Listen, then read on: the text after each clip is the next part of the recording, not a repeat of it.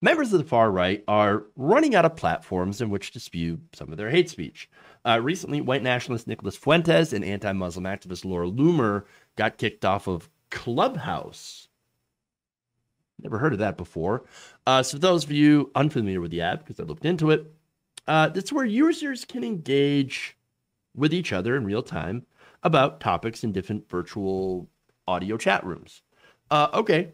Now, the New York Times describes it as a social networking app that lets people gather in audio chat rooms to discuss various topics, whether it's sports, wellness, art, or why Bitcoin is heading to $87,000. Bitcoin. Fun.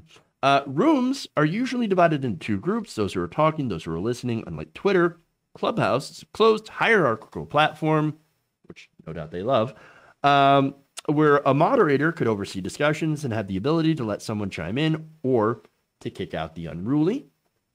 In addition to the clubs sorted by topic, two or more users can join together and start their own chat room. Oh, so you could see, of course, how this could devolve.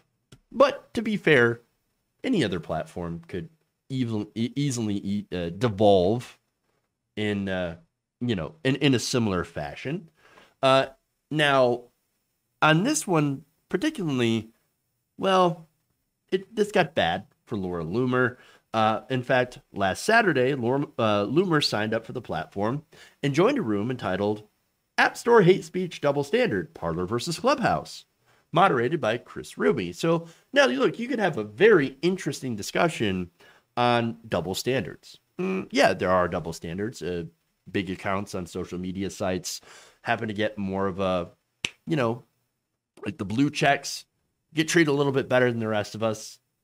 And there are, of course, issues with some people who violate TOS being punished versus others who violates the same TOS not getting punished. And so there are certain issues. So you could have a good, interesting conversation about that and about censorship in general. But that's not the direction where this went. No. Loomer, as the article in Vice points out, the room quickly descended into chaos, with Loomer going on an anti-Muslim rant and immediately breaking TOS. She said, quote, as a Jewish woman who was physically ejected from a moving Uber by a radical Muslim driver on Rosh Hashanah of all times, I value my safety. I'm pro-life.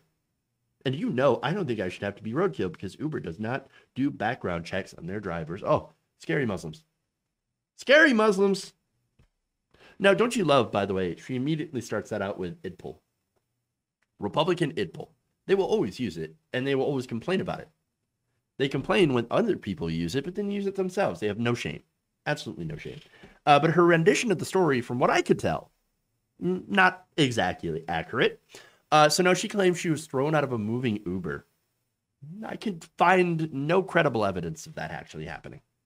Again, correct me if I'm wrong. Maybe there's an article out there from a credible source. Maybe it's a video of her getting actually physically thrown out of the car by a scary Muslim. So I don't believe her because she's a liar. Not exactly telling the truth in a lot of circumstances. But here's what she said. Here's what happened in 2017 in reality. Loomer was booted from both Uber and Lyft over posting anti-Muslim slurs aimed at drivers for both ride-sharing services. She said, someone needs to create a non-Islamic form of Uber or Lyft because I never want to support another Islamic immigrant driver. She said that she was late to a New York Police Department press conference because she was unable to find an Uber that was not driven by someone who did not look like they were Muslim. Again, I can find no credible reports. Hey, if there's an actual real report, if there's actual real evidence that she was thrown out of the car, that's abhorrent. That's terrible. Like, at least stop the car before you tell someone to get out. Okay? And it goes back to the whole, people, wearing the masks, attacking I believe it was either a Muslim or an Indian driver in a video that I showed you that went viral a few weeks ago, or however long ago that was. But from what I could tell, I don't think she's being honest about what actually happened. So now Loomer was permanently suspended after that from Uber and Lyft, as I said, because of her very honest hatred of Muslims. So now, that said, she went on a similar anti-Muslim rant in Clubhouse and was banned for violating the platform's anti-violence policy. So now, responding to the ban, Loomer wrote this on Telegram. I followed all the rules and simply had a conversation about censorship. Less than 12 hours later, it's 7 a.m. EST, and I'm banned from Clubhouse for what they're calling a violation of their anti-violence policy. Incredible. Yes, incredible. You see that, though? Here's what she said. Clubhouse banned me based on accusations that I was violent, even though I was only on the app for 5 hours. Clubhouse needs to be investigated and shut down for aiding and abetting Islamic terrorists. You see that right there? You see that right there, okay? She's like, I'm against censorship. We should shut this company down because Muslims. That's the shit that gets you banned. I'm just saying. Not only that, but our good old friend Nick Fuentes also joined the app to get unceremoniously kicked out almost immediately.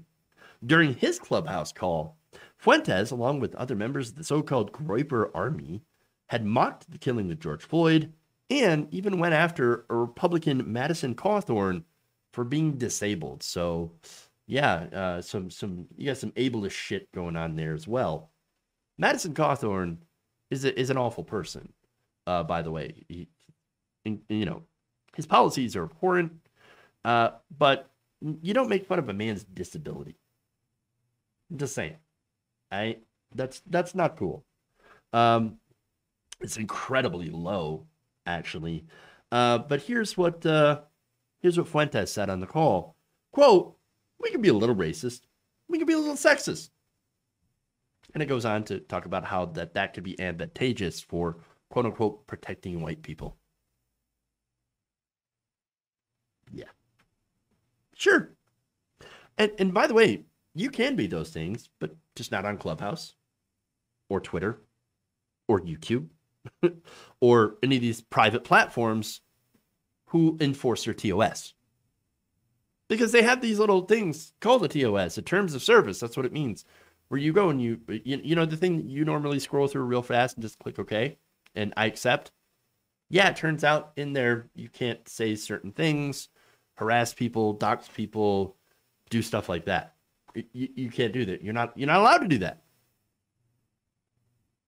Funny how they, get kicked out for that. And what's funny is that you've got a lot of these so-called free speech platforms. And you might notice that they tend to fill up with Nazis pretty fast. And not necessarily because they're catering to Nazis or created to host Nazis, but generally, if you say you're a free speech platform, they're going to be like, yes, I can say the N-word. That's what I want to do. That's all we really want to do. Yeah. Well, that's not good. Because they go on these platforms and they say Nazi shit, and then they do Nazi shit. And then, then they cry when they get kicked off for breaking TOS, because the TOS says, we don't want Nazi shit on our platform. Not good. Now, I actually agree with that, because it turns out that we don't need to be intolerant. We don't need to be tolerant of other people's intolerance. I am not tolerant of intolerance. We should be intolerant towards intolerance. True. We should be. We are not required by the Constitution. Companies are not required by the Constitution to give Nazis a platform, or white nationalists, or alt-right, or whatever they want to call themselves these days. Racist, sexist. They're not required to have a platform. I mean, it's not a free speech or a First Amendment issue. It's basically what these platforms are, is that you give somebody a bullhorn and a box to stand on, and they can say whatever. Well, all this is taking away the bullhorn and the box. That's it. The government has not come in and silenced you, taken away your free speech. Now, you can have an argument, and you can talk about big tech, and I'm using their terminology on this one. Companies, social media companies like Facebook, Twitter, etc., having a very outsized influence in society, society, where, you can reach a lot of people potentially, and you can use that for, political movements and things like that, and how it is important to be able to have, a certain speech that some people might find uncomfortable.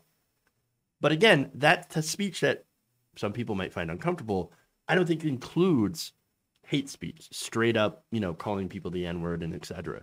And so even under that situation, what people like Loomer and Fuentes, talk about shouldn't be allowed.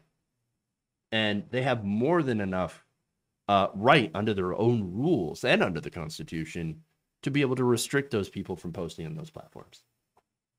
So that's just me. And by the way, even not being on these platforms, you can still sit out in the street and yell out the N-word if you want to, but that still doesn't mean that you won't face any consequences for doing that. And that's just how it's supposed to work. If you enjoyed this video, please give us a like and share with your friends. You can subscribe and help out the channel by becoming a patron. It's patreon.com/Jeff Waldorf, or you can become a channel member as well by hitting the join button below.